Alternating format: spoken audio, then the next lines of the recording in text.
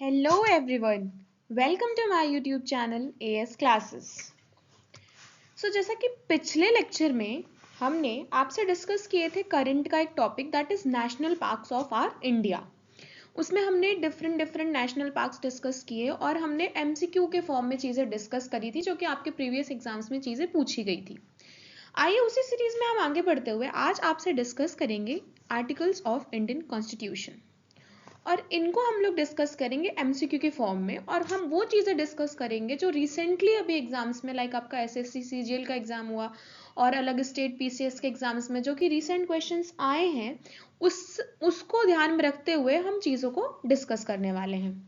तो चलिए हम लोग देखते हैं अपने क्वेश्चंस और उनको सॉल्व करते हैं। So our first question is Which article directs the state government to organize village panchayat? यहाँ पे पूछ रहा है कि कौन सा article organisation of village panchayat की बात करता है। तो यहाँ पे आप एक चीज याद रखिए कि जो आर्टिकल 32 है ये किसकी बात करता है, तो इसको हम लोग कहते हैं, ये है आपका सोल ऑफ इंडियन कॉन्स्टिट्यूशन। और इसको सोल ऑफ इंडियन कॉन्स्टिट्यूशन किसने कहा था, तो ये कहा था आपके BR अम्बेडकर ने। BR अम्बेडकर ने इसे सोल ऑफ, और इसको हम लोग इसके तहत हम लोग रिट्स जारी, सुप्रीम कोर्ट जो है वो रिट्स जारी कर सकता है। 5 रिट्स होती हैं उसको जारी करने का अधिकार इस आर्टिकल के तहत मिलता है, that is known as constitutional remedies. फिर बात करते हैं हम लोग आर्टिकल 48 की। आर्टिकल 48 क्या बात करता है, आर्टिकल 48 बात करता है कि organisation of agriculture and animal husbandry, agriculture और एनिमल हस्बेंड्री के ऑर्गेनाइजेशन की ये बात करता है। उसके अलावा animal husbandry, agriculture and animal husbandry. फिर आर्टिकल 48 एक चीज की और बात करता है कि prohibition of slaughtering of cows, prohibition of slaughtering of cows मतलब जो हम लोग गौ हत्या करते हैं उसको भी इधर निषेध किया गया है। तो आर्टिकल 32 हमने देख लिया, 48 हमने देख लिया। अब इधर पूछ क्या रहा था, इधर हमसे पूछ रहा है विलेज पंचायत कोऑर्डिनेशन। तो याद रखिएगा जो करेक्ट आंसर होगा वो होगा आपका option number B, that is article 40। ये बात करता है, एक्चुअली ये कहाँ मेंशन है, ये मेंशन है आपके DPSP में। ओके क्लियर है। चलिए आगे बढ़ते हैं हम लोग अपने नेक्स्ट क्वेश्चन की तरफ, दैट इज क्वेश्चन नंबर, ये देखिए आपका यहाँ पे जो करेक्ट आंसर है ये है ऑप्शन नंबर बी। चलिए नेक्स्ट क्वेश्चन देखते हैं हम लोग, क्वेश्चन नंबर 2 डिस्कस करते हैं। ये पूछ रहा है Magna Carta of Indian constitution क्या है। इधर आपके ऑप्शंस दिए हुए हैं। मैग्ना कार्टा मतलब कि सबसे इंपॉर्टेंट एक अलग ही जगह रखता है। तो यहाँ पे आप याद रखिएगा कि जो पार्ट 3 है आपका इंडियन कॉन्स्टिट्यूशन का, दैट इज फंडामेंटल राइट्स। ये क्या है, फंडामेंटल राइट्स हैं। फंडामेंटल राइट्स हैं और ये मेंशन कहाँ है, ये मेंशन है पार्ट 3 में। और आर्टिकल्स कहाँ से कहाँ तक कवर करता है, तो आर्टिकल 12 से लेकर आर्टिकल 35 तक ये कवर करता है। और इसमें राइट्स कितने हैं, तो अभी हमारे पास हैं 6 फंडामेंटल राइट्स।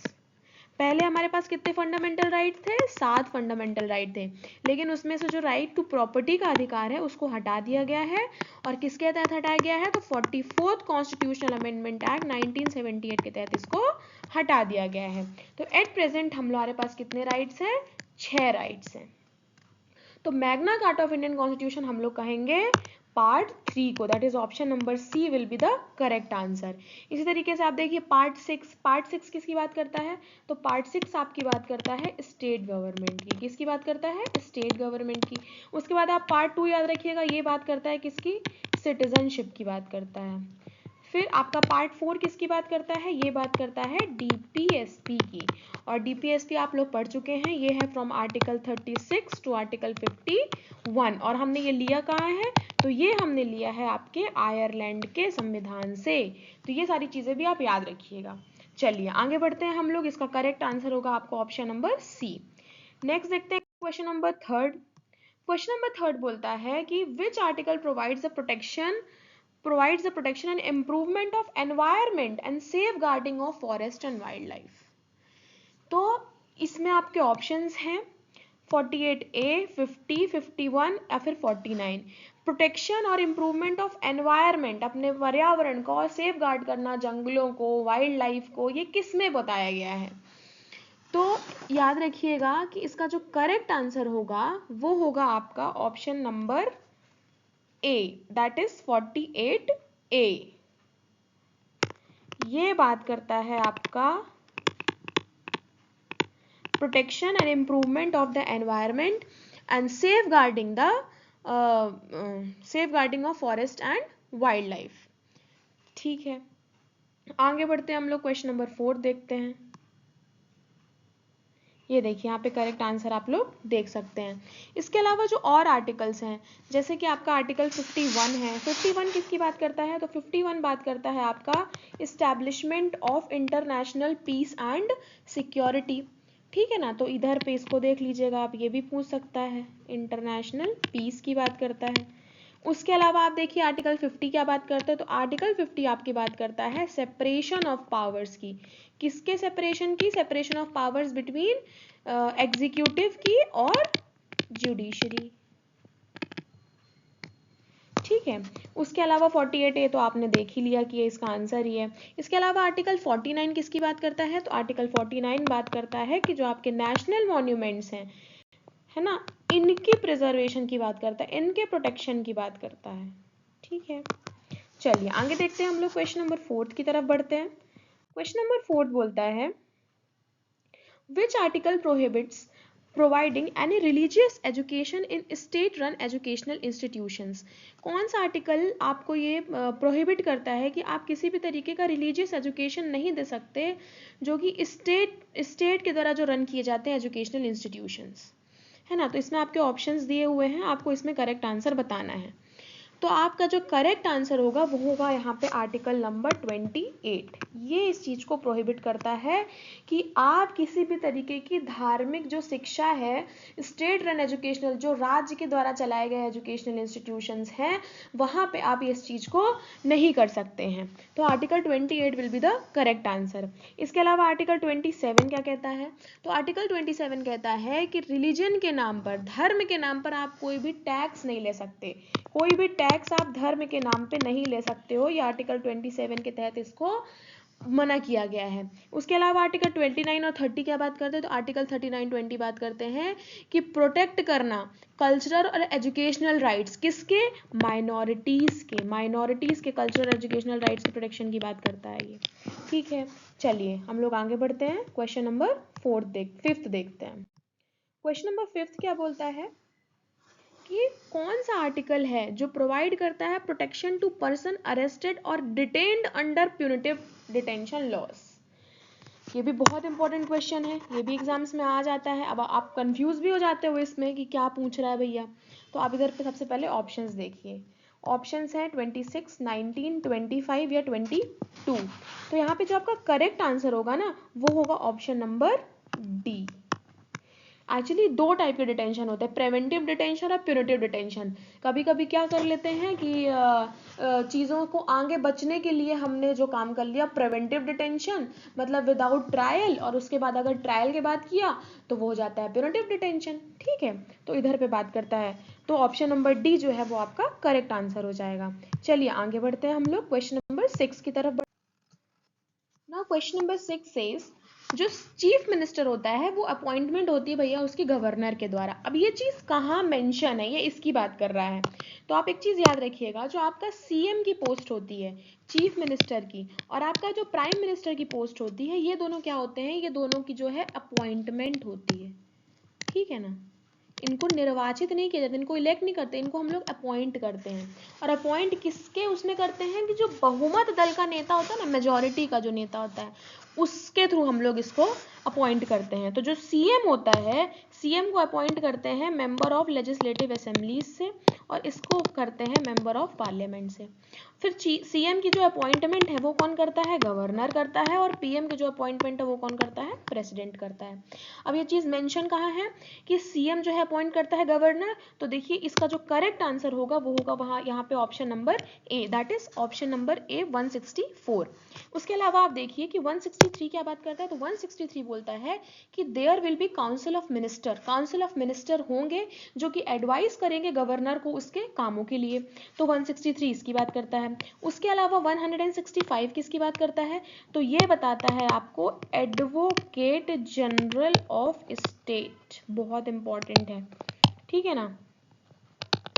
इसके अलावा 161 क्या बताता है? 161 बताता है आपको क्षमादान, that is pardoning power of governor. तो ये हो गया 161। तो यहाँ पे आपने 1 2 3 4 आर्टिकल्स पढ़ लिए, एक क्वेश्चन में पढ़ा और उसके अलावा आपने इधर 4 आर्टिकल्स पढ़ लिए एक्स्ट्रा में, है ना। चलिए, तो यहाँ पे करेक्ट आंसर होगा ऑप्शन नंबर ए। नेक्स्ट क्वेश्चन डिस्कस करते हैं हम लोग, क्वेश्चन नंबर 7 की तरफ बढ़ते हैं। As per the amendment of clause K of article 51A, 51A आपने पढ़ा है, इसमें पूछ रहा है कि क्लॉज के मतलब ए जो होता है, मैंने आपको बताया है कि अगर कैपिटल ए आ गया मतलब कि ये एडेड आर्टिकल है, ठीक है ना। तो 51A क्या है? ये एक एडेड आर्टिकल है।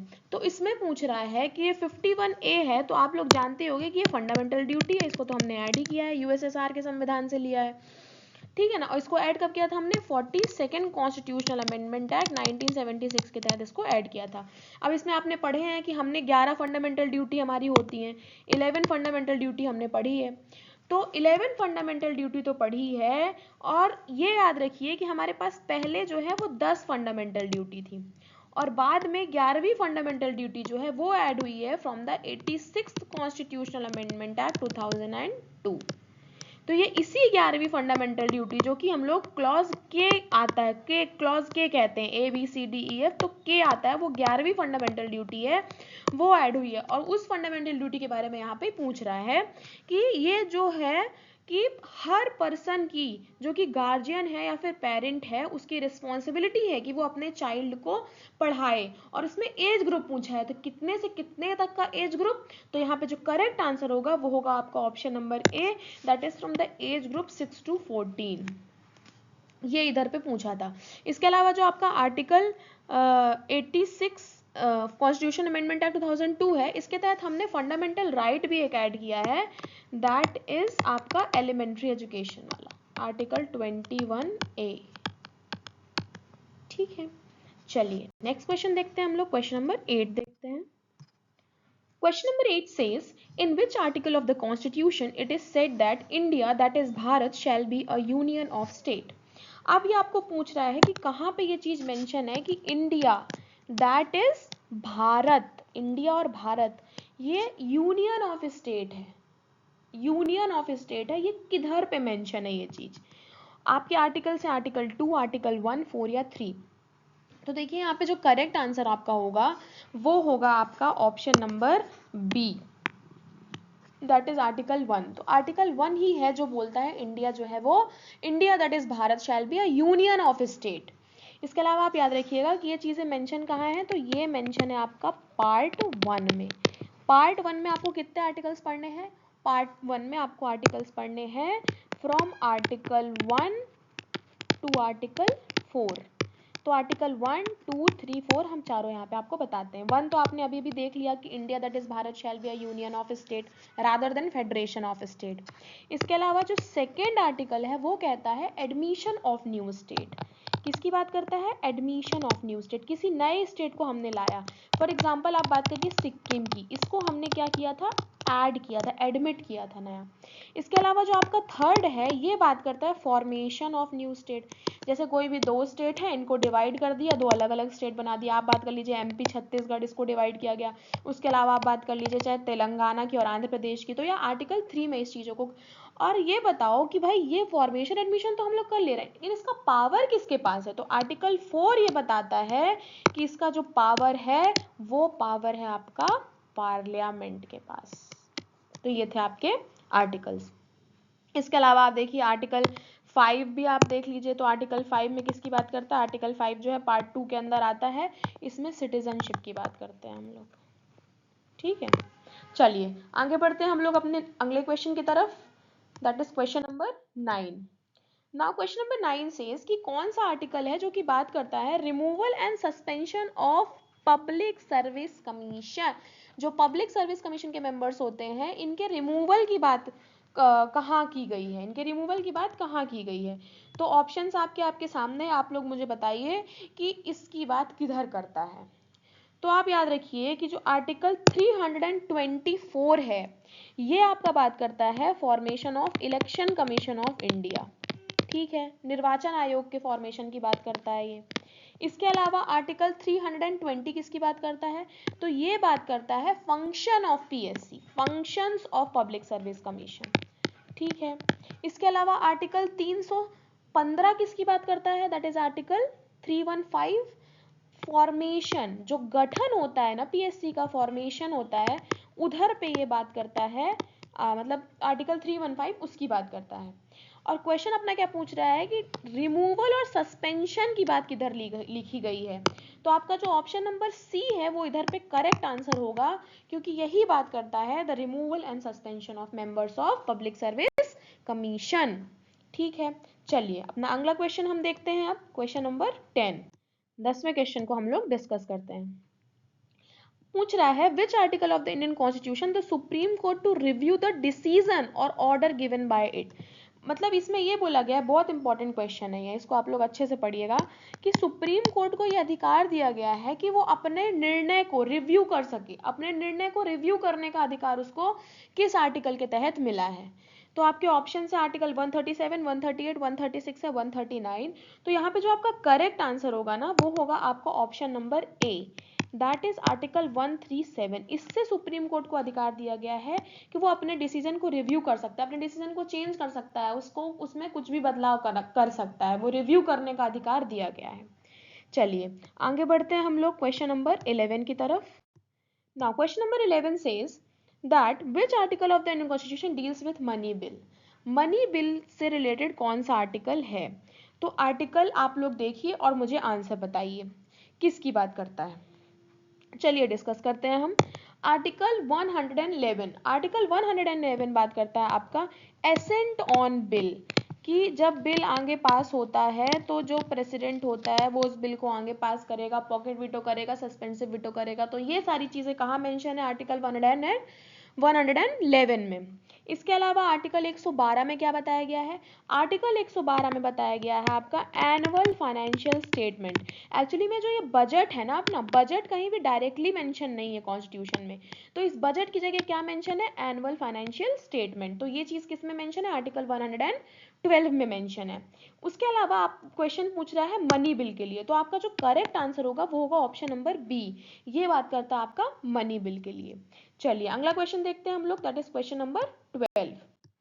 Now question number 12 says that कौन सा आर्टिकल है जो कि बात करता है reservation for SC ST in Lok Sabha. SC ST का रिजर्वेशन लोकसभा में है, एक कौन से आर्टिकल के तहत इस चीज को हम लोग बताते हैं। तो ये इसमें आपको 3-4 आर्टिकल आप लोग को मैं बताती हूँ। सबसे पहले आप लोग देखिए आर्टिकल 331। आर्टिकल 331 एक्चुअली बात करता है कि जो आपका एंग्लो इंडियंस का जो सीट्स का रिजर्वेशन है लोकसभा में उसकी बात करता है, एंग्लो इंडियंस का रिजर्वेशन जो है इन लोकसभा। लेकिन अब 104 जो संविधान संशोधन हुआ है ना उसके तहत इसकी 2 सीट्स रिजर्व रहती थी वो अब खत्म की जा चुकी हैं। तो ये बात करता था किसकी, 331 आपके एंग्लो इंडियंस की सीट्स की, जिसको अब वो चीज नहीं है, मान्यता उसकी खत्म हो चुकी है। इसके अलावा आर्टिकल 332 ये बात करता है आपका SC ST कहाँ, विधानसभा में, स्टेट लेजिस्लेटिव असेंबली में बात करता है इनके रिजर्वेशन की। इसके अलावा आर्टिकल 333 किसकी बात करता है, तो फिर से ये एंग्लो इंडियंस की बात करता है और कहाँ बात करता है, विधानसभा में, जो कि इसको फिर से खत्म किया जा चुका है, ये आपका 104th अमेंडमेंट के तहत, तो ये भी खत्म हो चुका है अब। तो आपका यहाँ पे पूछ क्या रहा था कि SC ST का लोकसभा में, तो SC ST का लोकसभा में कहाँ पे है, article 330, that is option number D will be your correct answer. बहुत इंपॉर्टेंट क्वेश्चन है, ये चारों आर्टिकल्स आप लोग अच्छे से याद रखिएगा, एग्जाम में पूछ सकता है। चलिए आगे बढ़ते हैं हम लोग question number 13। Now question number 13 कह रहा है कि किसको हाईएस्ट लीगल ऑफिसर कहा जाता है इंडिया का। आपके ऑप्शंस आपके सामने हैं, आपको इधर पे इसका करेक्ट आंसर देना है कि हाईएस्ट लीगल ऑफिसर इंडिया का किसको कहते हैं हम लोग। तो यहाँ पे जो करेक्ट आंसर होगा वो होगा आपका option number B, that is attorney general of India. इसका आर्टिकल है in article number 76। Article number 76 में अटॉर्नी जनरल ऑफ इंडिया, जिसको कि हम लोग हाईएस्ट लीगल ऑफिसर कहते हैं, इसकी बात की गई है। तो आप ये भी याद रखिएगा कि जो अटॉर्नी जनरल ऑफ इंडिया है वो एट प्रेजेंट कौन है। तो अटॉर्नी जनरल ऑफ इंडिया कौन है at present? R Venkat Ramani. R Venkat Ramani at present आपके अटॉर्नी जनरल ऑफ इंडिया है। उसके अलावा आप ये भी याद रखिएगा कि फर्स्ट अटॉर्नी जनरल कौन थे। तो फर्स्ट अटॉर्नी जनरल थे MC सीतलवाड़, ये थे आपके फर्स्ट। इसके अलावा कैग की पोस्ट होती है एक, तो कैग किधर डिस्कस है? तो कैग को हम लोग डिस्कस करते हैं, ये भी आर्टिकल है इसका 148 से लेकर 151 तक। इसके अलावा आप ये भी याद रखिएगा कि जो कैग है एट प्रेजेंट, ये अभी अभी इनकी अपॉइंटमेंट हुई है, दैट इज के संजय। के Sanjay is the current controller and auditor general of India. के संजय के पहले कौन थे? के संजय के पहले बहुत इंपॉर्टेंट पर्सनालिटी बहुत दिनों तक गिरीश चंद्र मुर्मू थे आपके कैग। इसके अलावा जो आपके ये प्रेजेंट थे, है ना, इसके अलावा जो फर्स्ट थे कैग वो थे आपके Narahari Rao. Narahari Rao was the first controller and auditor general of India.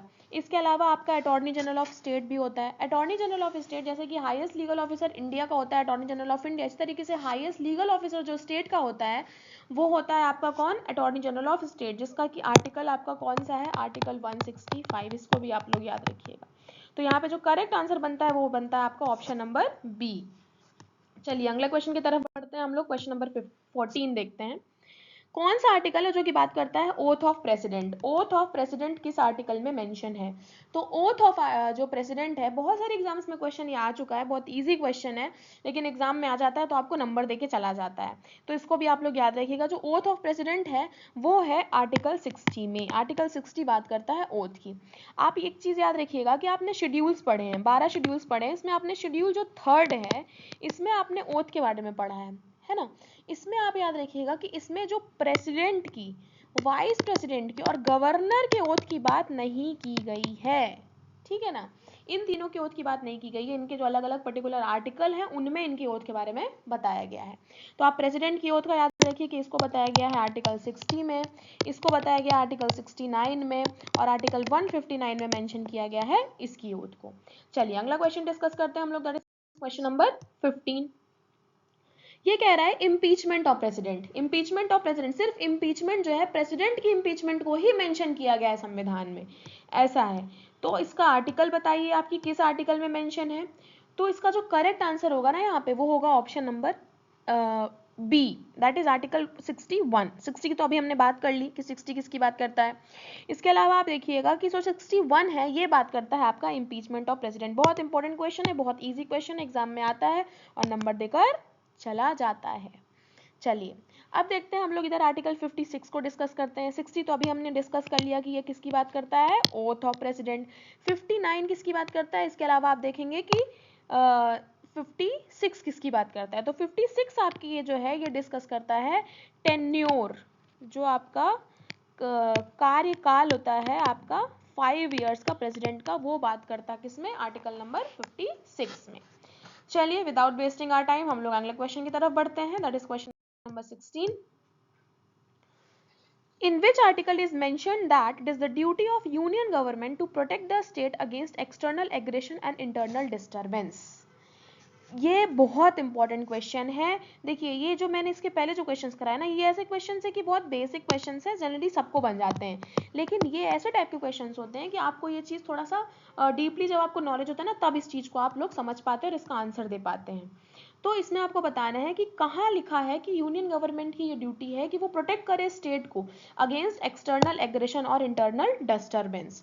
तो यहाँ पे जो करेक्ट आंसर बनेगा वो बनेगा आपका आर्टिकल 355। बहुत इंपॉर्टेंट क्वेश्चन है, मार्क कर लेना इसको, ठीक है। इसके अलावा आप देखिए आर्टिकल जो 352 है ये क्या है, ये इमरजेंसी, और 356 और 60 ये तीनों क्या है, ये इमरजेंसी की बात करते हैं। इसके अलावा आप देखिए कि जो 352 है ये बात करता है किसकी, नेशनल इमरजेंसी की। नेशनल इमरजेंसी अभी तक कितनी बार लग चुकी है, तो नेशनल इमरजेंसी अभी तक 3 बार लग चुकी है, दैट इज 1962 में, 1971 में, इसके अलावा 1975 में।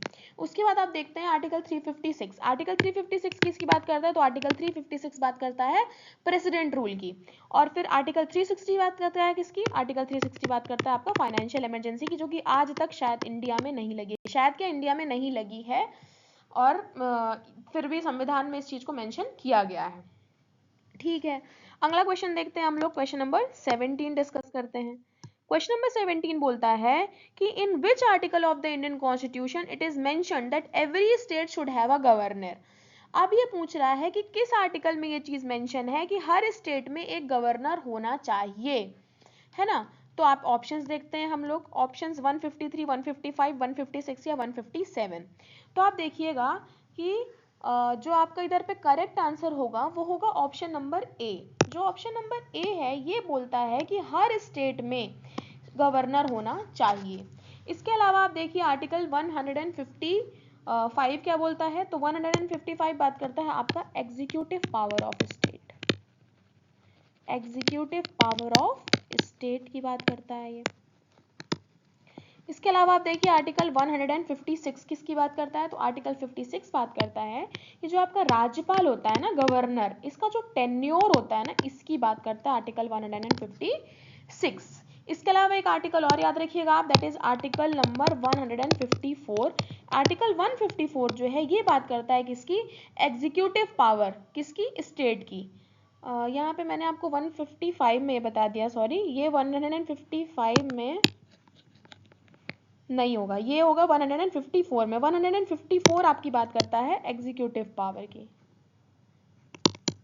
Executive power of state. ठीक है, 155 में एक्चुअली बात करता है ये अपॉइंटमेंट की। हाँ, ये बात करता है आपका अपॉइंटमेंट ऑफ गवर्नर। ठीक है, तो ये भी बहुत इंपॉर्टेंट आर्टिकल्स है, इसको आप लोग मार्क करिएगा, क्वेश्चन को बहुत इंपॉर्टेंट क्वेश्चन है ये भी। चलिए आगे बढ़ते हैं हम लोग, क्वेश्चन नंबर 18 देखते हैं। Now question number 18 says that कौन से आर्टिकल में फाइनेंस कमीशन को मेंशन किया गया है? फाइनेंस कमीशन को किस में मेंशन करते हैं हम लोग? तो देखिए यहाँ पे टाइम वेस्ट नहीं करते अपन, करेक्ट आंसर बताते हैं आपको। ऑप्शन नंबर बी जो है यहाँ पे करेक्ट आंसर होगा, जो कि फाइनेंस कमीशन को मेंशन करता है।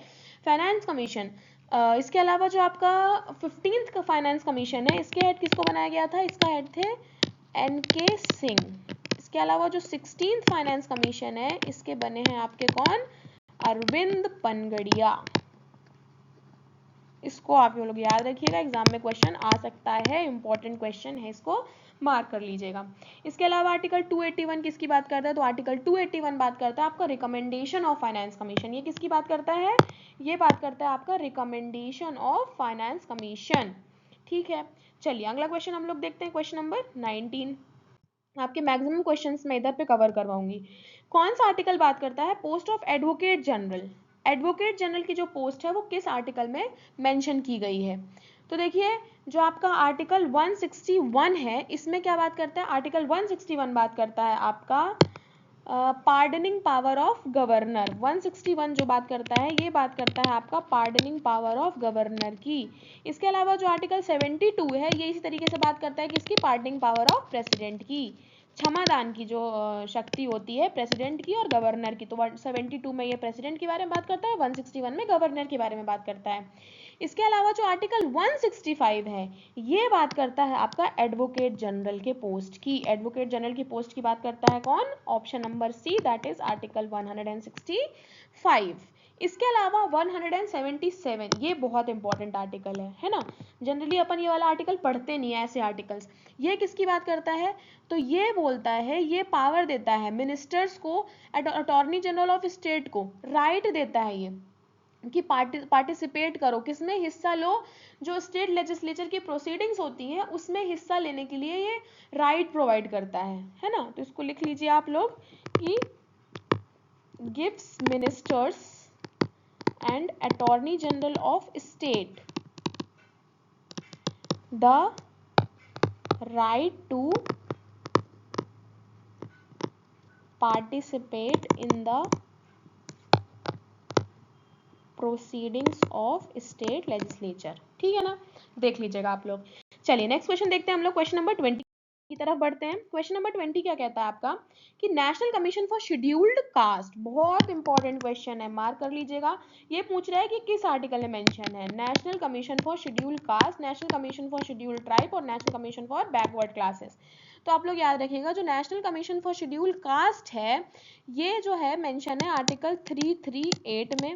इसके अलावा जो शेड्यूल्ड ट्राइब है ये मेंशन है 338A में और ये मेंशन है 338B में। तो यहाँ पे जो आपका करेक्ट आंसर होगा वो होगा option number A, that is article 338। इसमें बात करता है national commission for scheduled cast की बात करता है। ठीक है, इसमें आर्टिकल याद रखिएगा एक 89th कॉन्स्टिट्यूशनल अमेंडमेंट एक्ट 2002 और ये national commission for backward class है। इसमें ये किस में बात करता है, आर्टिकल अमेंडमेंट हुआ था इसमें 102nd अमेंडमेंट। ठीक है, चलिए अगला क्वेश्चन हम लोग डिस्कस करते हैं। क्वेश्चन नंबर 21 की तरफ बढ़ते हैं। क्वेश्चन नंबर 21 बोल रहा है कि डिस्ट्रिक्ट प्लानिंग कमीशन जो है वो मेंशन किधर है, डिस्ट्रिक्ट प्लानिंग कमीशन की ये बात कर रहा है। तो बहुत इजी क्वेश्चन है ये, डिस्ट्रिक्ट प्लानिंग कमीशन ऐसा कुछ याद मत करना, इसमें बहुत इजी तुक्का है कि इधर लिखा क्या है ZD, डी से डिस्ट्रिक्ट, तो यहाँ पे जो करेक्ट आंसर बन जाएगा वो हो जाएगा आपका ऑप्शन नंबर बी। तो ऑप्शन नंबर बी जो है वो बात करता है आपका डिस्ट्रिक्ट प्लानिंग कमीशन की, दैट इज 243ZD, 243ZD। ठीक है, चलिए अगला क्वेश्चन देखते हैं हम लोग।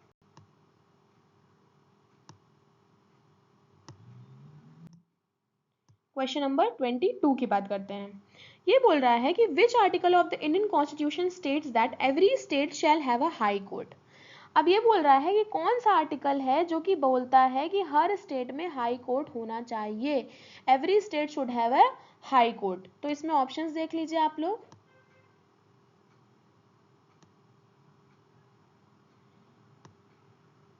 तो यहाँ पे जो आपका ऑप्शंस हैं उसके हिसाब से आप देखिए, जो आर्टिकल 215 है ये बात करता है कि हाई कोर्ट जो है, हाई कोर्ट को बोलता है कि रिकॉर्ड कोर्ट है 215।